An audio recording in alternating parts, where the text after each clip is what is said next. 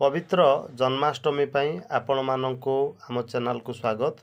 चलित वर्ष आम पालन करने जाऊे जन्माष्टमी।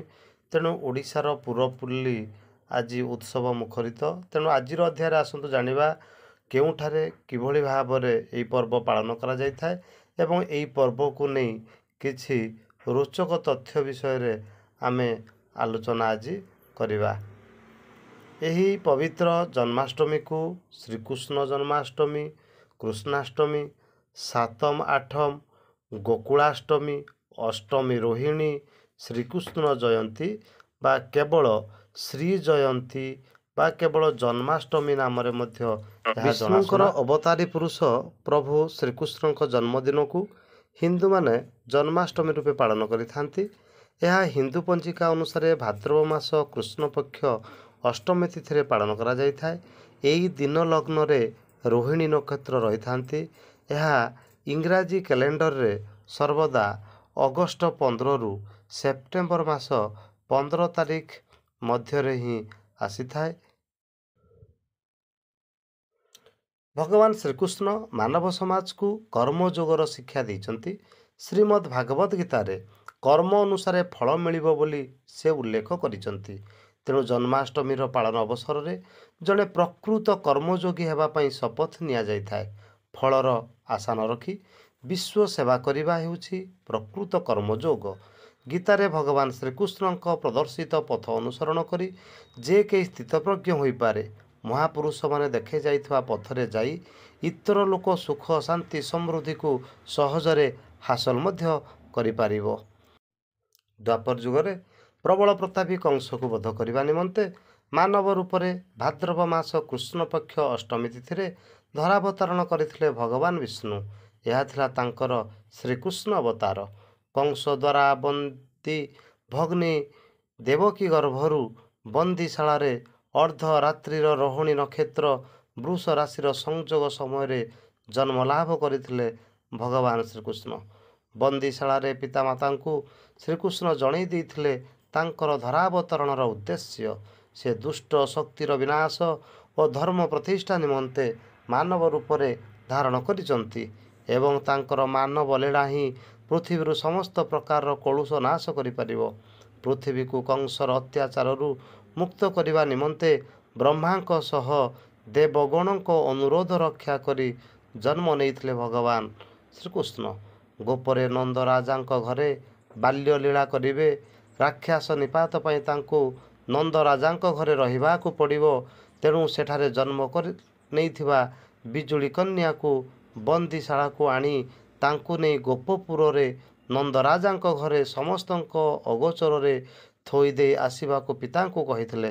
परम ब्रह्म को आज्ञा को मानी पिता वसुदेव नवजात शिशुपुत्र को कोଳରେ धरी अंधार राति रे बाहरी जाइथिले। जगन्नाथ दास भागवत रे वर्णित कथामृत अनुजाई बंदीशालार दिव्य आलोक आलोकित होईगला। वसुदेव गोड़ू बेड़ी खोलीगला एवं बंदीशालार द्वार मध्य आपे आपे खोलीगला। प्रबल वर्षा सांग को अंधार राति वसुदेव पुत्र को नहीं उछली उठिथवा जमुना नदी पार होईगले। प्रभु वर्षारे तिंति जाउथवा बाटरे नागराज अनंत वासुकी निज विशाल फणा ढांकी चलिले। सब बाधा विघ्न को अतिक्रम कर भगवान श्रीकृष्ण को नहीं नंद घरे से दिन छाड़ी देइथिले वसुदेव। ओडिशार पूरपल्ली रे एही उत्सव महासमर पालन करा जाय थाए। एही दिन लोक उपवास रही थांती और रात्र 12 घटिका को श्रीकृष्ण को जन्म उत्सव पालन कर सारी उपवास भांगी थांती। एही दिन गाँवर भागवत टुंगी मानकरे अथवा काहारी घरे बा मठ मंदिर रे हरिवंश पुराण पाठ करा जाय थाए। हरिवंश पुराण अति दीर्घ होइथिबारु केउठी केउठी मध्य खंडिकिया हरिवंश पढ़ा जाय थाए।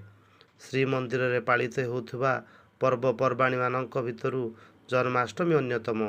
ओडिशार वैष्णववादर बहुल प्रभाव रहिथिबारु एही पर्व ओडिया जनमानस एक स्वतंत्र स्थान ग्रहण करिछि। लोकमाने मध्य जन्माष्टमी व्रत बही एही दिन पाठ करिथांती। जन्माष्टमीर परवर्ती दिन नंद महोत्सव पालन करा जाए। नंद राजा और यशोदा रानी का आनंद को मन पकई एही दिन लोक गायन कीर्तन करिथांती ଓ ନିଜର ଉପବାସ ଭାଙ୍ଗି ବଡ଼ି ସକାଳୁ ମିଷ୍ଟାନ୍ନର ଆଦାନ ପ୍ରଦାନ ମଧ୍ୟ କରିଥାନ୍ତି ଓ ଏହାକୁ ସେମାନେ ସେବନ ମଧ୍ୟ କରିଥାନ୍ତି। ଉତ୍ତରପ୍ରଦେଶର ମଥୁରାରେ ଶ୍ରୀକୃଷ୍ଣ ଜନ୍ମଗ୍ରହଣ କରିଥିବାରୁ ଏହି ଉତ୍ସବ ବିଶେଷ ଉଲ୍ଲାସରେ ପାଳିତ ହୁଏ। ଶ୍ରୀକୃଷ୍ଣଙ୍କ କ୍ରୀଡ଼ାଭୂମି ଗୋକୁଳ ଓ ବୃନ୍ଦାବନରେ ଅସଂଖ୍ୟ ଜନଗହଳି ମଧ୍ୟ ଦେଖାଯାଏ। ସେଠାରେ ଏହି ଉତ୍ସବ ପ୍ରାୟ 7 ଦିନ ବ୍ୟାପୀ ପାଳିତ ହେବାର କୁହାଯାଏ। ଗୁଜରାଟର ଦ୍ୱାରକାରେ ଥିବା ଦ୍ୱାରକାଧୀଶ ମନ୍ଦିରରେ ଏହି ଉତ୍ସବ ବହୁତ ଆଡ଼ମ୍ବରରେ ପାଳିତ ହୋଇଥାଏ। ଏହାଛଡ଼ା ପଶ୍ଚିମବଙ୍ଗରେ ଶ୍ରୀ ଚୈତନ୍ୟ ଓ ନିତ୍ୟାନନ୍ଦ ମହାପ୍ରଭୁଙ୍କ ଜନ୍ମସ୍ଥାନ ନବଦ୍ୱୀପରେ ମଧ୍ୟ ଜନ୍ମାଷ୍ଟମୀ ହର୍ଷ ଉଲ୍ଲାସରେ ପାଳିତ କରାଯାଇଥାଏ। ଲୋକେ ଉପବାସ ରଖି ଶ୍ରୀକୃଷ୍ଣଙ୍କ ଜନ୍ମଲୀଳା ବର୍ଣ୍ଣନାର ସମୃଦ୍ଧ ଶ୍ରୀମଦ୍ ଭାଗବତ ଗୀତାର 10ମ ସ୍କନ୍ଧକୁ ପାଠ କରନ୍ତି। ଜମ୍ମୁଠାରେ ଏହି ଦିନ ଗୁଡ଼ିକରେ ଗୁଡ଼ି ଉଡ଼େଇବାର ପ୍ରଥା ମଧ୍ୟ ରହିଛି। ଜନ୍ମାଷ୍ଟମୀକୁ ମୁମ୍ବାଇ ଏବଂ ପୁନାରେ ଲୋକେ ଦହି ହାଣ୍ଡି ନାମରେ ବେଶୀ ଜାଣିଥାନ୍ତି। ଗୋଟିଏ ମାଟି ହାଣ୍ଡିରେ ଘୋଳ ଦହି ପୂରେଇ ଏକ ନିର୍ଦ୍ଦିଷ୍ଟ ଉଚ୍ଚତାରେ ଏହାକୁ ଓହଳାଇ ଦିଆଯାଇଥାଏ। ଏହାପରେ ଲୋକମାନେ ସମୂହ ତିଆରି କରି ଜଣକ ଉପରେ ଜଣେ ଠିଆ ହୋଇ ଏକ ମିନାର ଗଠନ କରନ୍ତି। ଉପରେ ଥିବା ଲୋକଟି ଏକ ଶକ୍ତ ଜିନିଷରେ ବାଡ଼େଇ ସେହି ହାଣ୍ଡିକୁ ଭାଙ୍ଗିବାର ପ୍ରଥା ମଧ୍ୟ ରହିଛି। ଏଥିପାଇଁ ଅନେକ ନଡ଼ିଆର ମଧ୍ୟ ବ୍ୟବହାର କରିବାକୁ ପସନ୍ଦ କରନ୍ତି, କାରଣ ନଡ଼ିଆକୁ ହିନ୍ଦୁ ଧର୍ମରେ ଶୁଭ ବୋଲି ଧରି ନିଆଯାଇଥାଏ। ହାଣ୍ଡି ଭାଙ୍ଗିଲା ବେଳେ ସେଥିରେ ଥିବା ଦହି ସମସ୍ତଙ୍କ ଉପରେ ବହିଯାଏ। ଏହାକୁ ସାମୂହିକ ପ୍ରଚେଷ୍ଟା ବା ଏକତରଫା ସଫଳତା ବୋଲି ପ୍ରତୀକାତ୍ମକ ରୂପେ ବିବେଚନା କରାଯାଇଥାଏ। ସହରର ବିଭିନ୍ନ ସ୍ଥାନରେ ହାଣ୍ଡିର ଆୟୋଜନ କରି ବିଭିନ୍ନ ଗୋଷ୍ଠୀର ଲୋକମାନେ କରିଥାନ୍ତି ଓ ନବଯୁବକମାନେ ଏଥିରେ ଭାଗ ନେଇଥାନ୍ତି। ଏମାନଙ୍କୁ ଗୋବିନ୍ଦ ପାଠକ କୁହାଯାଏ। ଏହି ଗୋବିନ୍ଦ ପାଠକମାନେ ସହର ସାରା ବୁଲି ବୁଲି ଅଧିକରୁ ଅଧିକ ହାଣ୍ଡି ଭାଙ୍ଗିବାକୁ ସେମାନେ ଚେଷ୍ଟା କରିଥାନ୍ତି। ସେମାନେ ପରସ୍ପର ସହିତ ପ୍ରତିଦ୍ୱନ୍ଦ୍ୱିତା କରିଥାନ୍ତି, କାରଣ ହାଣ୍ଡି ଭାଙ୍ଗିଲେ ସେମାନଙ୍କୁ ଲକ୍ଷ ଲକ୍ଷ ଟଙ୍କାର ପୁରସ୍କାର ମଧ୍ୟ ମିଳିଥାଏ।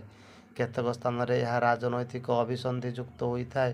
ଟଙ୍କା ଓ ଉପହାର ମିଳୁଥିବାରୁ ମୁମ୍ବାଇରେ ଆୟୋଜିତ ପାଖାପାଖି 4000 ହାଣ୍ଡି ପାଇଁ ପ୍ରାୟ 2000ରୁ ଅଧିକ ଗୋବିନ୍ଦ ଦଳ ଏଥିରେ ପ୍ରତିଯୋଗିତା କରିଥାନ୍ତି। ମଣିପୁରରେ ଜନ୍ମାଷ୍ଟମୀକୁ କୃଷ୍ଣ ଜନ୍ମ ନାମରେ ଲୋକପ୍ରିୟ। ଏହା ରାଜ୍ୟର ରାଜଧାନୀ ଇମ୍ଫାଲର 2ଟି ମୁଖ୍ୟ ମନ୍ଦିରକୁ ଯଥାକ୍ରମେ ଗୋବିନ୍ଦଜୀ ମନ୍ଦିର ଓ ଇସ୍କନ ମନ୍ଦିରରେ ପାଳିତ ଏକ ପ୍ରଧାନ ଉତ୍ସବ। କୃଷ୍ଣ ଭକ୍ତମାନେ ମୁଖ୍ୟତଃ ଇସ୍କନ ମନ୍ଦିରରେ ଏକାଠି ହୋଇ ଏହି ପର୍ବକୁ ବହୁ ଆନନ୍ଦ ଓ ଉଲ୍ଲାସର ସହିତ ପାଳନ କରିଥାନ୍ତି।